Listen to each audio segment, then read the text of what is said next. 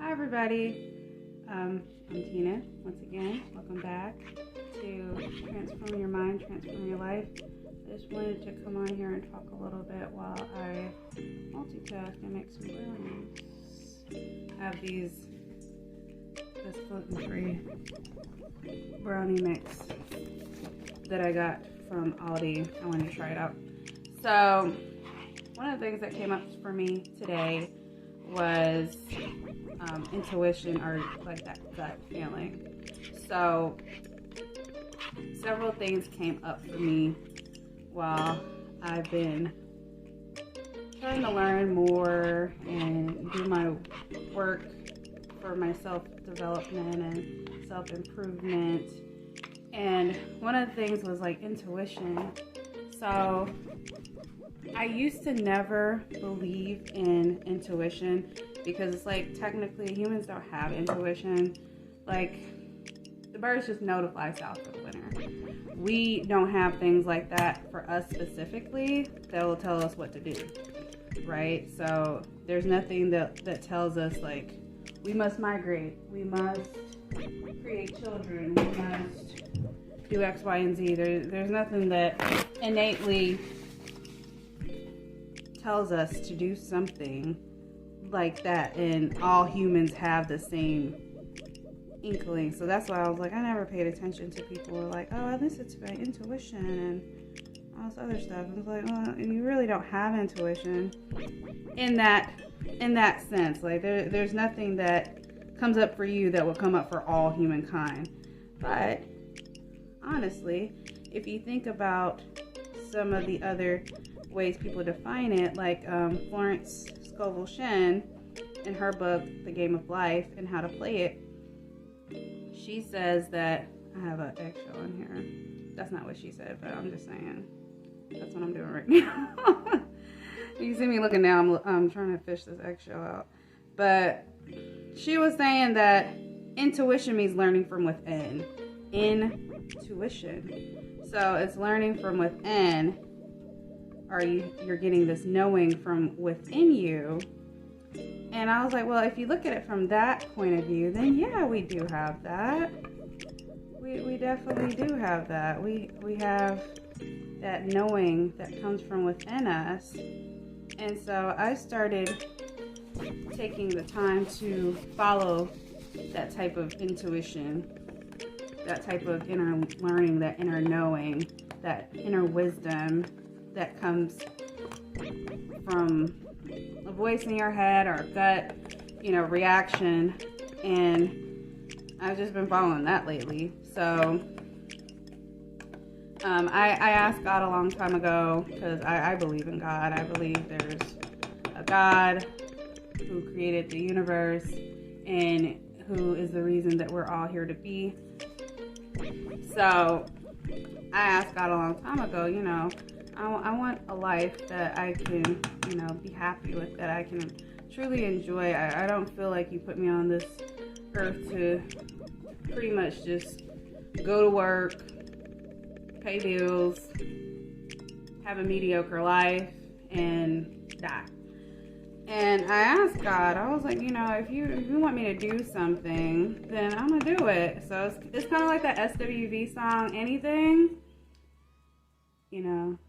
Anything you want me to, 'cause my love is for you. Anything you want, I am gonna try. It was like that. So that was my musical break. But it's like that for me. So I'm like, okay. And I was like, whatever comes up, I'm gonna just do it and see what happens. And so I started doing that lately, and all these things started happening. All these things started coming up. And sometimes it just felt like things were pretty much being directed at me. It doesn't matter if it was like an email. It doesn't matter if it was a video that I was watching, or just something that came up in casual conversation. It was just like, this is for you. And I thought it was kind of interesting that things just kept coming up in multiples for me. And I was just like, I think I must there must be a reason it's coming up this often. Oh, this needs water. Okay. But I'm thinking like, it must be a reason it's coming up that often for me. It's not a coincidence, so I need to step away 1 second. All right, I had to go get my water and a couple of other things. So I'm gonna probably should do this later after the mix, but it's too late. I already added the chocolate chips, which I want some. So I was apparently talking with my mouth full, but I just started thinking about that stuff, and I was like, okay. So I asked God, you know, there's stuff that you want me to have or a path that you need me to follow, let me know. I need a clear, distinct instruction, like, because I second guess myself a lot. So I'm like, I need clear, distinct instruction. And I prayed about certain things. So there was like a course that came up that I wanted to take from another creator on YouTube, and I was like looking at the price, and I was like, okay, that's the price that she set. Can't argue with her price. It was actually on sale. And she was like, oh, the price is gonna go up, you know, 48 hours, the price will go up. And so I'm just like, oh, okay, well, I want this course. And I was like, God, this is something you want me to do. Give me the money. I need the money. I can't do this without the money for this course. And then I went on about my day. And I was just like, okay, you know, it's supposed to happen, and, you know, whatever. And I have to worry about the money later. If the money comes later, like after the price goes up, then that's when I buy it. So I let go, and then all of a sudden I started thinking, I was like a day or two later, I started thinking, I'm like, wait a minute, I do have the money. I have the money in a separate account. So I'm a commissioned notary for the state that I live in, and I get a little money, do my little hustle on the side to make money, but I keep that money in a separate account because I don't want it to mix and mingle with my regular money, because I was like, oh, I need it to pay for whatever certifications I need, whatever, you know, supplies that I need, you know, gas to get to the places that I need to go because I'm a mobile notary. And so I keep the money separate, but I also use it to pay for some trainings. So I was just like, well, I have the money. It's in this account. And so I was just like, thank you, God, for giving me the money that I already had. But so I kept feeling like these energetic pushes and pulls and just different things that I really wanted to do. And so I just came to the realization, like, this so-called intuition is really just you acting on faith. You're acting on faith from God, the universe, whatever you believe in, that this entity that knows more than you is putting you exactly where you need to be along your path. Like, it is just lighting up stepping stones for you to get to where you need to go. So I'm putting it in that way for myself, because I'm like, I've always hemmed and hawed and second guessed and all that other stuff. Like, did I really do the right thing? Did I really make the right decision? What if I did this and what if I did that? Like, I have literally done like pros and cons lists, analysis of alternatives. I've mulled over decisions for days, for weeks, for months. Like, when I first moved here to the Midwest from North Carolina, it was like I needed a place to live, and I had saw all these apartments and had to go see them in person. And no, I mean, it makes sense. This is a place I never lived before and I didn't know anybody. So I did that, and then it was like, it was me, my mom, and my sister. We spent like an entire week looking for apartments for me to live. And it was like, okay, at the end of the trip out, my mom was like, you know, you need to pick a place to live because you're going to move. And I'm like mulling over it so hard, like, what if I pick this place? What about that place? And do I really like this location? Like, it took me so long. Like, I stressed myself so much just thinking about it. And it's like, it really wasn't that deep. I mean, the lease was only a year. It's not like it was my forever place. And I was making this decision. So it was just like really weird that I stressed myself out about it. But that's what happened. I thought all those things, like I should have just went with, you know, and sometimes it was just like, okay, I feel good about this place. And then I'm like, wait. What about these options? Did I look at all the options available to me? What if I'm missing? Like, I have FOMO so bad. And I'm like, it's not even that serious. Like, it's a place that you live for a year. If you don't like it, you can move. So I thought that was interesting. But just trusting in what you believe is the source of everything really helps when you're talking about intuition. So when I put it like that, like I'm literally just having faith in God, then it's like you can't go wrong, you know? So when I'm talking about intuition, I'm talking about like that gut feeling. Like I literally will get gut feelings about stuff. Like it's usually things that I feel like are scary to me. That's when I get a gut feeling about it. Like I feel like it's punched, like I feel like there's a punch in my gut. Like I think everybody gets them though, about whatever it needs that needs to happen for you. There are chocolate chips in here. More can't hurt. Am I right?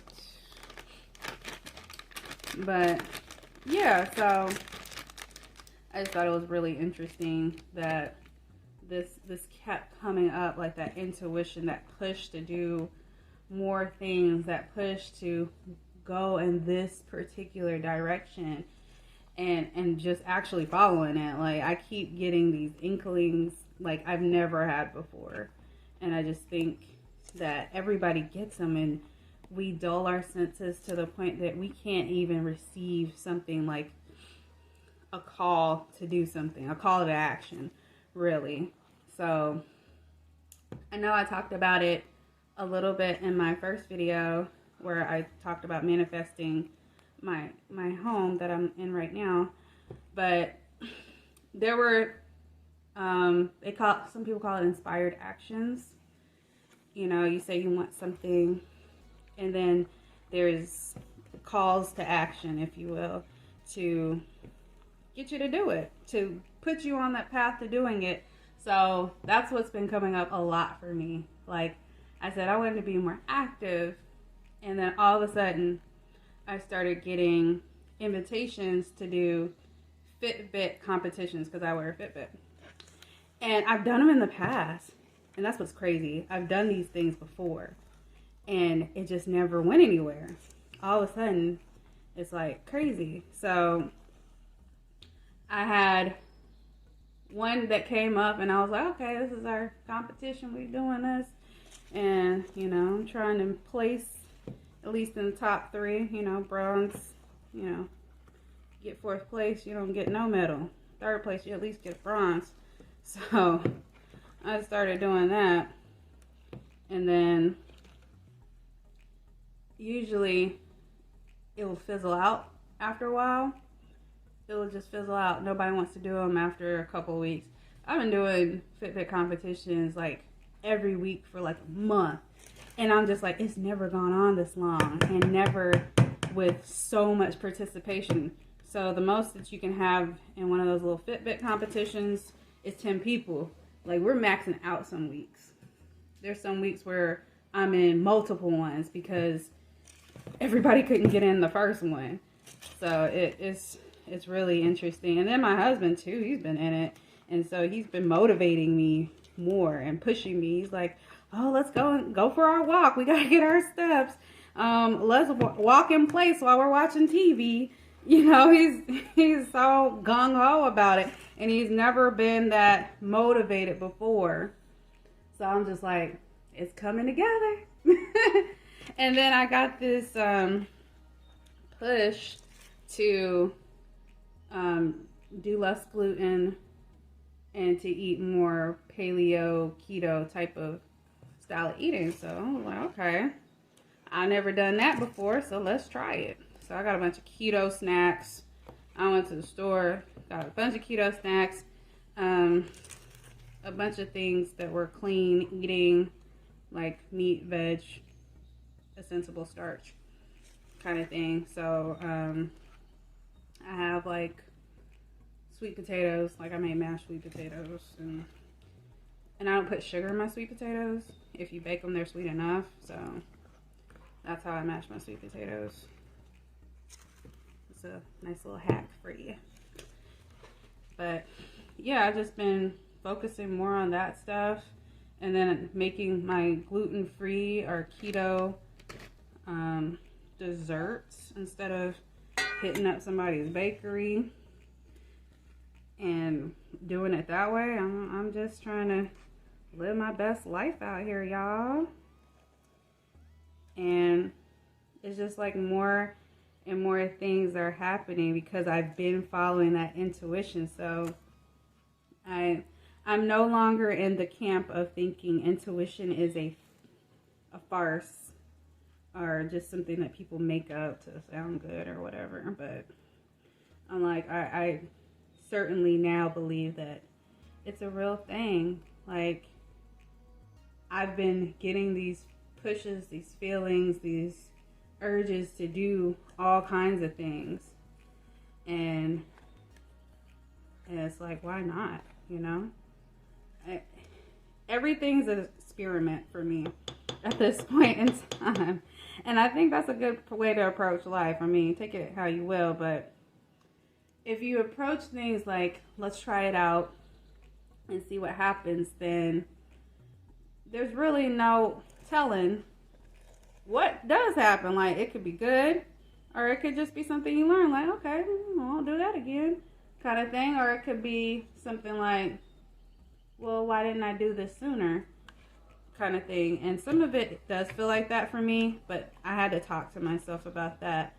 And I said, you know, you can't beat yourself up on not knowing something sooner or not doing something sooner, because I just told you that there were things that I've done in the past that didn't seem to stick, but I'm doing it again, and it seems like it's here to stay.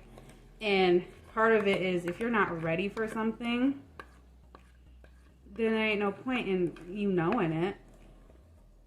You can know all kinds of things or get all kinds of information. If you're not ready to hear it, you're not going to do anything with it.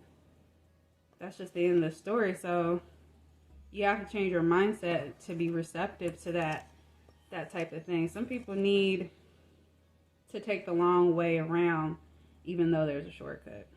Some people need that. And ain't nothing wrong with it. You took the scenic route.